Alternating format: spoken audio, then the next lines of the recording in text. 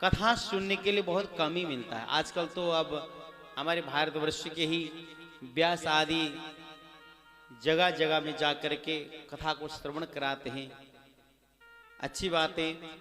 और सुनने वाले भी हमारे भारतवर्ष के होते हैं, वहाँ के लोग भी कई लोग इंटरेस्ट लेते हैं, इच्छा करते हैं सुनने के लिए। तो विशेष करके भगवान की ऐसे चरित्र, भगवान की जो कथा सुनने के लिए भारतवर्ष में ही मिलता है। इसलिए देवता भी चाहते हैं कि हमें मनुष्य जन्म कदापि मिले तो भारतवर्ष में मिले। देवता भी अभिलाषा रखते हैं, ऐसा ये पवित्र भारत भूमि है। इस भूमि से लेकर के आगे 99,000 योजन की ऊंचाई दक्षिणी दिशा में 28 प्रकार के नरक हैं। कितने नरक हैं? 28 प्रकार की नरक हैं।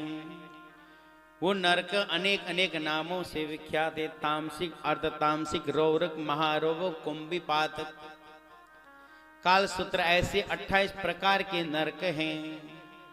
परीक्षित महाराज कहते हैं कि ये नरक क्यों बनाया गया।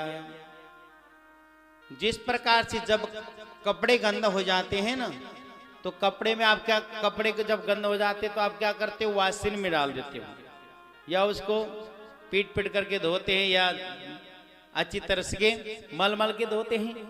उसी प्रकार से जो व्यक्ति इस धरातल में आकर के कुकर्म करता है, गलत मार्ग में जाते हैं, उन व्यक्ति की धुलाई के लिए नरक का निर्माण करा गया है।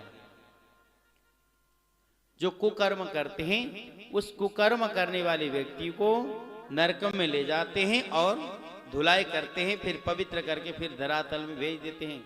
और भेजने के बाद भी पता नहीं मनुष्य जन्म मिले न मिले। अनेक प्रकार की कीट पतंग, जीव जंतु, कुत्ता बिल्ली आदि इस योनि में गिरना पड़ता है।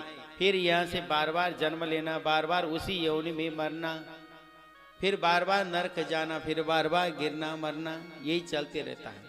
इसलिए नरक में न जाने के लिए अनेक प्रकार के उपाय करने चाहिए।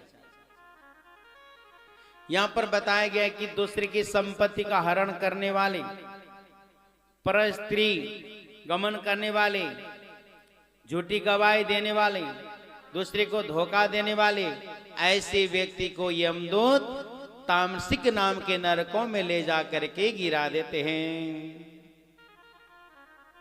जो व्यक्ति जीवों को काट करके उनके मांस को भक्षण कर